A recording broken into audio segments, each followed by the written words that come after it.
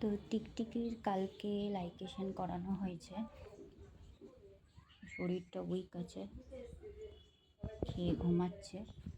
আর টিকটিকির দিদি ওপর থেকে দেখছে, ওকে বারণ করা হয়েছে যে সামনে যাবে না, ওই জন্য ও যায়নি। ও সিঁড়ির ওখানে বসে ওকে দেখছে ওপর থেকে।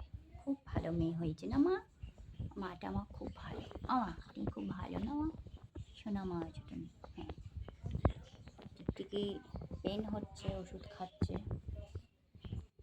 ঠিক করে শুতে পারছে না, ঘুমটা আসছে কিন্তু ব্যথা হচ্ছে বলে ঘুমাতে পারছে না। আর আমার সোনাটা ওপর থেকে চিচি করে দেখে। মা নিচে চলে আসো, যাও, আসো নিচে চলে আসো, নিচে এসো, ঘুমাও, আসো। তোমার খাওয়া হয়ে গেছে না? আছো মা, আছো, উঁচু করে চলে আসো।